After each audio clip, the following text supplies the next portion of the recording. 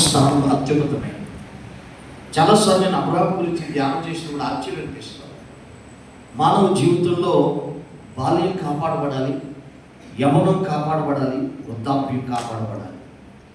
బాల్యం యవ్వనం కూడా ప్రభులో లేకపోయినా వృద్ధాప్య గడియల్లో దేవుని పిలుపొందుకుని రక్షకుని తెలుసుకుని రక్షింపబడిన నాటి నుండి జయ జీవితాన్ని కలిగి బలమైన భక్తుడిగా, ఉన్నతమైన అభిషేకం కలిగిన వ్యక్తిగా, ఒక సాధారణమైన విశ్వాసంగా ప్రారంభించి ప్రవక్తగా, మహారాజుగా చరిత్ర కలిగిన వ్యక్తి అబ్రహాం.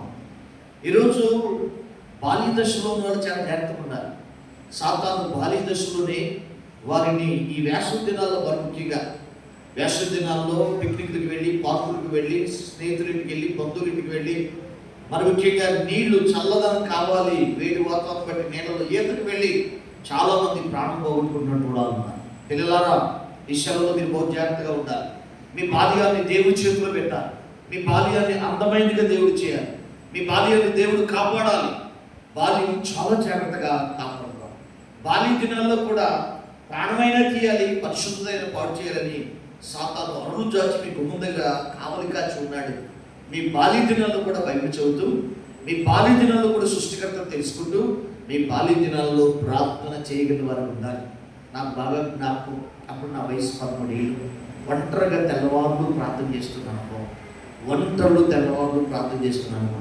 ఆ బాల్య దినాల్లో వేయబెట్ట పునాది ఇప్పటికీ గడిచిన వారాల్లో ఒక 15 రోజులుగా ఒక విషయం గురించి ఎంత పెరుగులాడంటే, వారానికి 3 రాత్రులు నిద్రపోకుండా ప్రార్థన, తెల్లవారులు ప్రార్థన, 4:30-5 వరకు ప్రార్థన చేసి నా భార్య పిల్లలు లేపి మీరు ఇప్పటి నుంచి ప్రార్థన చేయండి అని చెప్పి నిద్రపోతూ వచ్చాను. దేవుడు అనుకున్న ఆశ్చర్యకార్యం చేశాడు. దేవుని స్తోత్రంగా.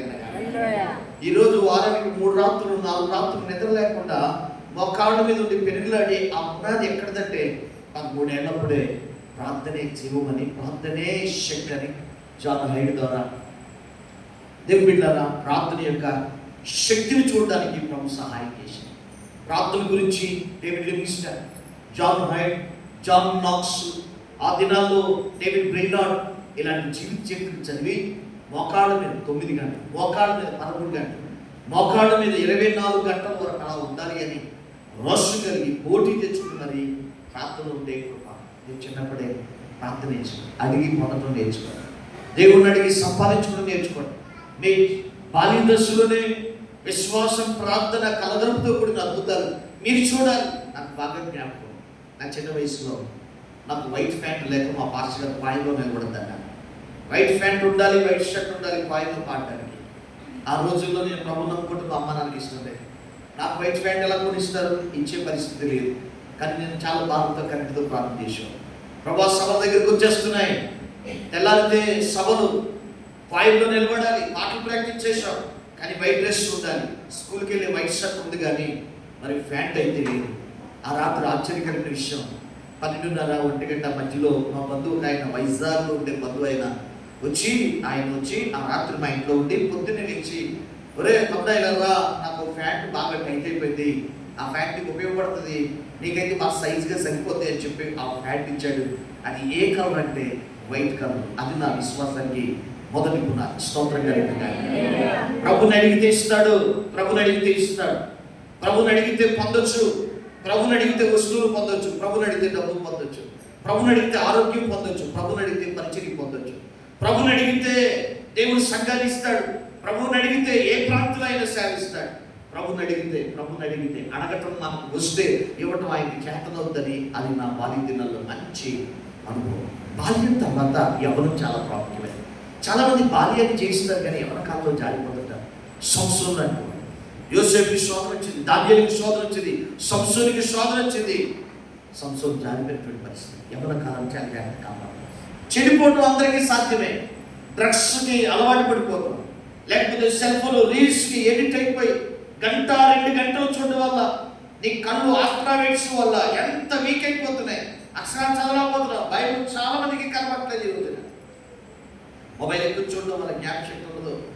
మాటికి నేను చెప్తున్నాను, మొబైల్ ఎక్కువ చూడడం వల్ల తెలివితేటలు ఉండవు. మొబైల్ ఎక్కువ చూడడం వల్ల మీరు స్లో అయిపోతారు, నరాల వీక్నెస్ ఎక్కువ వచ్చేస్తుంది. మీకు చిన్న విషయమైనా దడగా ఆనందాన్ని తట్టుకోలేరు, బాధని తట్టుకోలేరు. ఆ విధంగా మీ బాడీ ప్రతి దానికి బలహీనం అయిపోవాలి. ఈరోజు చాలా మంది విలువైన సమయాన్ని పాడు చేసుకుంటారు. యవన కాలంలో చాలా తెలివి ఉంటుంది, యవన కాలంలో చాలా స్పీడ్ ఉంటుంది, యవన కాలంలో చాలా బలం ఉంటుంది. నిద్ర తక్కువైనా పర్లేదు, తిండి తక్కువైనా పర్లేదు, పని చేయడానికి క్యాపబిలిటీ ఉంటుంది కనుక యవన కాలంలో చాలా చక్కగా కష్టపడి అన్నీ నేర్చుకోండి. మీకు ఉపయోగపడతా లేదా మీ చేతికి వచ్చిన ప్రతి పని నేర్చుకోండి. అది కంప్యూటర్ కావచ్చు, టైపింగ్ కావచ్చు, లేకపోతే డ్రాయింగ్ కావచ్చు, ఏదైనా సరే, ఇన్స్ట్రుమెంట్ కావచ్చు, పాటలు కావచ్చు. మొన్నటి దినాన్ని నేను ఆటో కొరకు ప్రార్థన చేశాను. సంఘంలో చాలా మంది దూరం వల్ల రాలేకపోతున్నారు. ఈ పెట్రోల్ దొరక 3-4 కిలోమీటర్లు నడిచి రాలేకపోతున్నారు. ఆటో కావాలని 3 రాత్రులు నిద్రపోకుండా ప్రార్థన చేసినట్టు దేవుడు ఆశ్చర్యకార్యం చేశాడు. అది 7 రోజుల కల్లా మా చర్చి దగ్గర ఆటో ఉంది. దేవుడు స్తోత్రం కన్నా. అది విజయనగరంలో కొన్నాను నేను. విజయనగరం గజపతినగరం బోర్డర్లో కొన్నాను నేను. దాన్ని వేసుకెళ్ళడానికి కుర్రాడు ఎవరు లేరు. మీటింగ్ నుంచి వెళ్తా ఆటో తీసుకుని వెళ్ళిపోయింది. రాయగిరికి వెళ్ళిపోయిన తర్వాత మా యూత్ ఉన్నారు. ఎలా తీసుకొచ్చారు ఆటో? మా చర్చిలో ఆటో ఉండేది, నడిపేవాడు. మా చర్చిలో వ్యాన్ ఉండేది, నడిపేవాడు. మా చర్చిలో ఇన్స్ట్రుమెంట్ ఉండేది, వాయించేవాడు. ఏ పని బాత్రూంలో కడగడం మాకు తెలుసు. బిర్యానీ తినడానికే నేను రెడీ. బిర్యానీ తినడానికి స్టేజ్ ఎక్కి పరిచయం చేయడానికి రెడీ. పప్పు చారైనా రెడీ, పలవైనా రెడీ, బాకీ పనైనా రెడీ, ప్రసంగమైనా రెడీ. స్తోత్రం కనుక సేవా సంబంధమైన ఏ పనైనా సరే బతికులాడి నేర్చుకున్న అనుభవాలు మాకున్నాయి. ఎవరు తమ్ముడారా నేర్చుకోండి. 40 తర్వాత గ్యాప్ షెట్ ఉండదు, 40 తర్వాత స్పీడ్ ఉండదు, 40 తర్వాత బద్ధకంగా ఉండదు బాడీ. నేర్చుకోవడానికి మెల్ట్ అవ్వదు body. 13 to 19 it's very short age. నేర్చుకోండి, ఎవరైనా నేర్చుకోండి. ఈ ఖాళీలో బాగా తినేసి మేకల్లాగా, గొర్రెల్లాగా బాగా ఉప్పు తిండి తక్కువ తిని పని నేర్చుకోండి. చక్కగా కంప్యూటర్కి వెళ్ళండి, నేర్చుకోండి. కాంపిటేటివ్ ప్రిపేర్ అవ్వండి. Group 1, group 2 prepare. మీకు అసాధ్యమైన మీరే ముద్ర వేసుకొని సాతానికి స్నేహితులు అవ్వకండి. నిరూపించుకోండి, ట్రై చేయండి. అవ్వకపోతే తర్వాత విషయం. ట్రై చేయడం చాలా గొప్ప విషయం. ఇక వృద్ధాప్యం కూడా చాలా జాగ్రత్త చూసుకోవాలి. వృద్ధాప్యం కోసమే యవనంలో మంచి ఆహారం తీసుకోవాలి. వృద్ధాప్యం కొరకే యవనంలో మంచి నిర్ణయాలు తీసుకోవాలి. వృద్ధాప్యం నెమ్మదిగాను, సుఖంగాను, భవిష్యత్తు అంతా అద్భుతంగా అందంగా ఉండడానికి మంచి పునాది యవన కాలంలో వేసుకోవాలి. దావీదు వృద్ధాప్యంలో చనిపోయాడు, కానీ వృద్ధాప్యంలో దావీదు అబ్రహాము గొప్ప ప్రవక్త అయిపోయాడు. అబ్రహాం అంటున్న ఒక మాట ఈరోజు నేను మీకు జ్ఞాపకం చేయాలి. ఆదికాండం 15వ అధ్యాయం 1 నుంచి చదువు.